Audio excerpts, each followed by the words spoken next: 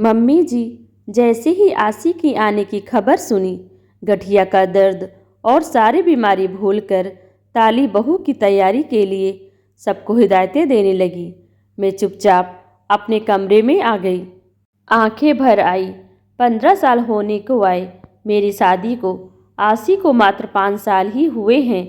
कितने दिन मैं मम्मी जी की जाती बर्दाश्त करूंगी। इस बार मैं चुप नहीं रहूंगी। मम्मी जी से जो मुझे शिकायत है, मुझे उनको इसका एहसास दिलाना ही होगा। कब तक घुटती रहूंगी मम्मी जी की साह पर। अब आसी, मेरी छोटी देवरानी भी व्यंग से मुस्कुराते हुए कुछ न कुछ बोल देती है। मैं सोचती हूँ मैं बड़ी हूँ और आसी जयपुर से साल में एक बार ही आती है और खुशी खुशी चली जाए तो ही अच्छा है। अगर मायके में शादी ब्याह रहा तभी जल्दी आती है। आसी मेरे देवर वरुण की पत्नी और मम्मी जी की आदर्श और प्यारी बहू है। दोपहर की फ्लाइट से आसी और वरुण आ रहे हैं। उनका कमरा, बाथरूम सब चमचमा रहा है। रसोई में उनके पसंद के व्यंजनों की खुशबू आ रही है। मम्मी जी का बस चलता तो दोपहर के फ्लाइट को और पहले ही लैंड करवा देती। मैं दोनों बच्चों नमन और नेहा को जल्दी से खाना खिला पड़ोस में रहने वाली सहेली मीनू के यहाँ खेलने भेज देती हूँ। आसी वरुण आ गए हैं। मम्मी जी उन्हें प्रेम से खाना खिला रही हैं और मैं किचन में गरम गरम फुलके सेक कर दे रही हूँ। मम्मी जी कहती हैं, आसी बेटा कितनी कमज़ोर लग रही हो, खाना नहीं खाती ठीक से। हाँ बेटा, तू घर बाहर सब संभालती है। हाँ मम्मी जी, घर बैठे कैसे 2 रोटी मिलेगी। अनीता भाभी जैसी मेरी किस्मत कहाँ, जो आपका पेंशन भी। ये तो सही कहा तूने आसी। इतने के बाद भी मम्मी जी आप कमज़ोर और दुबली लग रही हैं। अरे बेटा, मेरे पैसे से सबको मतलब है। बाहर घर पर रेंट लेकर रहना पड़ता तो समझ में आता, या मम्मी जी कह रही थी। सास बहू का ये संवाद अब मेरे बर्दाश्त की सीमा खत्म हो गई। मैं किचन से बाहर निकल फट पड़ी। आसी तुम भी सुनो और मम्मी जी आप भी सुनिए। हाँ, आपके घर में हम रहते हैं, आपका पेंशन भी हमारे ऊपर खर्च होता है, पर आज मुझे मजबूर होकर ये सब बोलना पड़ रहा है। पापा जी 1 साल बेड पर रहे, हमेशा हॉस्पिटल में एडमिट करना पड़ता था। डायलिसिस के लिए हफ्ते में 2 बार 6 महीने तक ले जाना पड़ता था। बच्चों की परवाह किए बिना मैं 7-8 घंटे हॉस्पिटल में रहती, क्योंकि संजय को ऑफिस से छुट्टी नहीं मिलती थी। वरुण पढ़ाई कर रहा था। सिनेमा देखने, घूमने पति पत्नी साथ जाते हैं, पर 15 साल की शादीशुदा जिंदगी में शायद ही ये पल मुझे नसीब हुआ है। और आसी हनीमून के लिए सिंगापुर गई। आप कितना खुश हो रही थी। कभी मायके जाना होता मुझे तो घड़ों पानी पड़ जाता।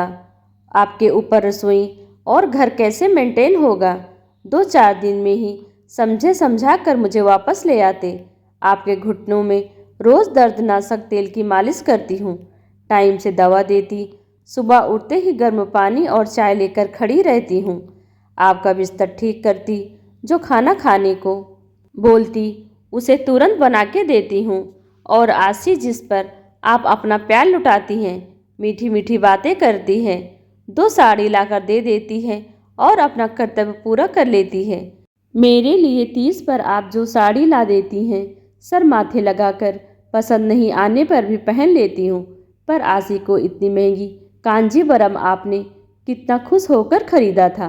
पहली 30 पर उसने कितनी सफाई से लेने से इनकार कर ऐसे ही दे देने को कहा। तब से आशी को पैसे ही देती हैं। वो साड़ी निधि दीदी को ये कह कर दिया, तेरे लिए लिया है। क्यों मम्मी जी, दूर के ढोल इतने सुहावने हो जाते हैं कि हमारा सब कुछ किया धरा बेकार हो जाता है। आप हमेशा रेंट और पेंशन का ताना देती हैं। माफ़ कीजिएगा, आपके ऊपर कोई खर्च नहीं होता। पिछले महीने सोडियम पोटेशियम की कमी हो गई थी, आपको डिहाइड्रेशन हो गया था। बच्चों की परीक्षा थी, सब छोड़कर 4 दिन हॉस्पिटल में रही आपके साथ। आपका हाथ टूट गया था तो नहलाती थी आपको, अपने हाथ से खाना खिलाती, बाल बनाती थी। कौन सी बहू और कौन सी बेटी आई थी आपकी सेवा करने? इतने मेहमान रिश्तेदार आते हैं, उनके यहाँ शादी या मरनी सब कुछ हमें देखना पड़ता है। पता नहीं संजय गए और मेरी बातें सुनकर मैंने कहा, मम्मी जी कभी सोचिएगा, आपका पेंशन और रेंट लेकर भी कोई आपको करने के लिए तैयार हो तो मैं अपने बच्चों को लेकर चली जाऊंगी। शादी के पहले मैं स्कूल में पढ़ाती थी, पर शादी के बाद ससुर जी की बीमारी और घर की जिम्मेदारी के कारण मुझे नौकरी छोड़नी पड़ी थी। ये तो आपको याद होगा। और आसी छोटी हो, सम्मान दोगी तो प्यार मिलेगा, वरना तुम अपने रास्ते मैं अपने रास्ते। मैं रोती रोती सारी शिकायतें जो मेरे दिल में मम्मी जी और आसी को लेकर थी कह दी। मम्मी जी और आसी को ये उम्मीद नहीं थी, दोनों शॉक्ड थी। संजय जबरदस्ती मुझे पकड़कर मेरे कमरे में ले गए। मेरी रुलाई रुक नहीं रही थी, बच्चे भी आ गए थे। खेलकर घर में अजीब सा सन्नाटा पसरा हुआ था, पर मैं आज बहुत हल्का महसूस कर रही थी। और देवरानी अगली बगली झांकने लगी, कहीं सास को उससे न रखना पड़ जाए। यूं कि दूर से प्यार जताने में और पास रखकर खिदमत करने में बहुत फर्क होता है, और हमेशा वही रिश्ते अच्छे लगते हैं जो बस प्यार जता देते हैं और करते कुछ नहीं, और जो दिन रात हमारे लिए करते हैं वो कभी अच्छे नहीं लगते हैं। एक कहावत है, दूर की ढोल हमेशा सुहावनी होती है।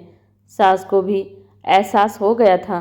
दोस्तों, ये कहानी कैसी लगी कमेंट कर हमें ज़रूर बताएं। वीडियो को लाइक कर चैनल को सब्सक्राइब कर लीजिए। Thanks for watching.